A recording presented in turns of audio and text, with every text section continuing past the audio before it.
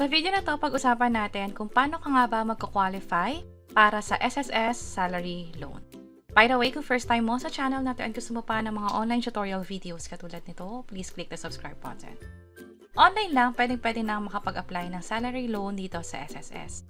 Pwedeng umabot ito ng up to 40,000 pesos kung nagkaroon ka na ng at least 72 monthly contribution.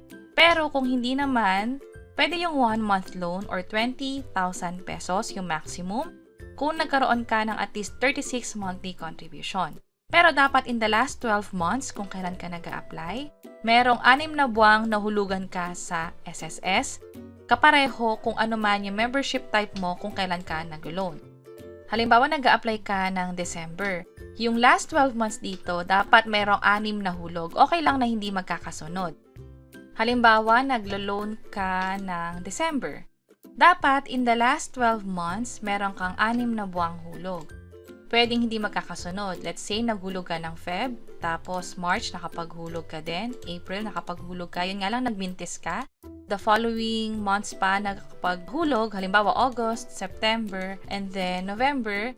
Dahil naka-6 ka na hulog, within the last 12 months, kung kailan ka nag-a-apply ng loan, pwede, qualified ka. Pero dapat yung membership type mo, halimbawa OFW, voluntary, or employed, ay kapareho kung kailan ka man naglo-loan sa SSS. Halimbawa, voluntary member ka nung naglo-loan ka, dapat itong last 6 contribution mo ay voluntary din yung status mo nung naghulog ka ng contribution sa SSS. Yan na rin yung nakalagay dito na yung individually paying members must have at least 6 posted monthly contribution under their current coverage prior to the month of application. So, kung okay na tayo sa contribution, meron kang at least 36 monthly contribution, and yung last 6 nun ay nangyari in the last 12 months, at yung 6 na yon ay pareho nung membership category mo kung kailan ka nag-a-apply ng loan. Yung next naman, which is dapat hindi ka pa nakakapag-avail ng retirement benefit or permanent disability, hindi ka rin 65 years old and above, at walang fraudulent transactions sa SSS. May nakalagay din dito para sa mga empleyado naman. Para sa mga employer, dapat updated yung payment of contribution at loan remittances sa SSS account. At kung alam mo na pasok ka sa lahat ng ito, qualified ka na, pwede nang mag-apply. Pwede itong gawin online, pwede mong gamitin yung phone or computer mo, mag-login lang sa SSS. Pumunta sa website nila, that's sss.gov.ph. And then, pwedeng i-click itong login to my SSS, pero kung hindi nyo ito nakikita, click nyo muna tong create SSS account or login.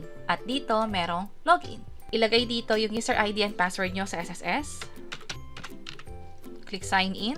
At kung SMS yung pipiliin ninyo, hintayin ang code na ipapadala ng SSS. Pero kung time-based password naman, i-check yung sa Google Authenticator at i-enter yung code dito. Click natin yung login. Mula dito, pwede na mag-apply ng loan, pumunta sa loans, and then salary loan. By the way, kung gamit nyo nga pala yung cellphone ninyo, merong 3 lines dito, yan yung i-click ninyo. And then, makikita nyo na yung loans. Piliin lang yan at piliin yung salary loan para makapag-proceed na tayo. Sa computer naman, kita agad yung salary loan. Proceed lang tayo. Kapag napili nyo na yan, mag-scroll down lang sa bandang baba. Makikita nyo rito yung loanable amount maging yung disbursement bank. Ibig sabihin nito, may bank account ka nang naka-enroll sa SSS kaya nakakapag-proceed. Pero kung may error message, halimbawa walang disbursement bank account na naka-enroll, stop nyo muna tong video na to, mag-enroll muna kayo ng bank account. At para gawin yan, pumunta lang sa Services, Disbursement Account, and then, certify lang to, proceed. Dito sa bank, sa PesoNet Participant Name, piliin yung banko dito na meron kayong savings account. At i-enter dito yung bank account number ninyo. Kapag na-enter na, i-click lang tong Next. And then, i-upload nyo na yung proof of account, yung valid ID ninyo, at yung selfie, kung saan hawak ninyo yung proof of account at ID nyo na din. Para sa list of IDs, ito yung tinatanggap ng SSS. Para naman sa proof of account, ibig sabihin nito, patunay ito na sa inyo nga talaga yung bank account na in-enter nyo kanina. Paano malalaman yon ng SSS? Magpo-provide kayo ng picture. Pwedeng ATM card kung saan nakalagay yung pangalan ninyo at dapat nandun din yung account number. Itong card number sa bandang taas, hindi yan pwede. Dapat yung account number mismo. Yun nga lang, may mga pagkakataon na katulad nito, bank account to, may ATM siya, wala itong account number. Pero yung iba, halimbawa yung sa land bank, merong pangalan dito, andito sa bandang baba yung SA, yung account number. Pwede ito. Pero paano naman sa mga ATM card na walang account number? Ang meron lang, card number at yung name.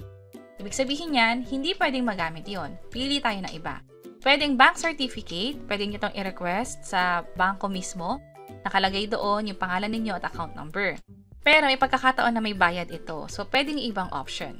Foreign remittance receipt, may nagpadala ba sa inyo at doon sa proof o sa remittance receipt nga, nakalagay yung pangalan ninyo maging account number. Kung sakaling wala pa rin, kung meron kayo ay passbook, picturean nyo yon kasi may name yon at account number.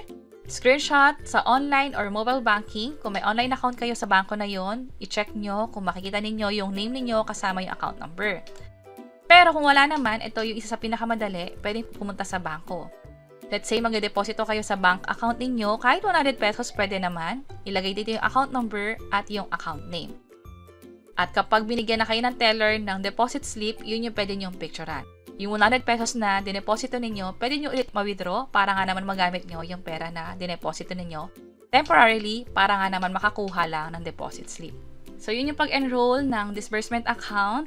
Kapag okay na-upload na dito, i-click lang yung next para sa mga next step, which is i-review nyo na lang at hihintayin yung approval ng SSS. Kapag na-approve na, magkakaroon ng disbursement account dito at nakalagay dito na active disbursement account. Pwede na ito maka-receive ng fund transfer o ng mga claims ninyo sa SSS. Mapa-maternity, unemployment o kahit alin man dito o pwede rin sa loans katulad ng salary, calamity loan or pension loan. So katulad ng sabi natin kanina, kapag may disbursement account ka na, pwede nang mag-continue. Napili na natin yung loanable amount. By the way, sa loanable amount, pwede nyo itong baguhin. Ang maximum ay 40,000 pesos kung nagkaroon ka nga ng worth 6 years of contribution. Kapag napili ko na yung amount, i-click lang tong next at merong disclosure dito. Mas maganda na i-download nyo to at i-open sa phone ninyo or computer kasi malalaman ninyo yung net amount na makukuha nyo. May kaltas kasi ito. Merong service fee at advance interest at meron dito amortization kung saan ito yung makikita ninyong dapat na ihulog sa SSS para mabayaran yung loan. Kapag okay na, i-check lang tong I have read and properly analyzed yung disclosure statement, i-click itong next. At andito yung summary. Sa case ko, binawasan ko yung loan, ginawa ko lang 5,000 pesos. Ito yung sinasabi ko kanina na service fee at advance interest. 50 pesos, 76. So sa case ko, nasa 4,800 na lang talaga yung makukuha ko. Kapag okay na, i-check lang tong I hereby confirm. And then, kapag kinlik nyo yung next, makikita nyo ulit ito. I-check lang tong I confirm the net amount of my salary loan at i-click itong okay. Makikita nyo tong you have successfully submitted. Ibig sabihin nito, natapos pa lang natin yung pag-apply ng loan. Hindi pa ito na-approve. Hihintayin mo pa na mag-confirm yung employer mo o i-certify ito ng employer mo. Kapag na-certify ito ng employer mo, i-review naman ito ng SSS para i-approve. Pero kung sakaling hindi ka naman employee, halimbawa voluntary, self-employed, or OFW, hindi na kailangan yung step na to. Pagka-submit mo ng salary loan sa SSS, diretso na to mapupunta sa SSS mismo para i-review nila at i-approve.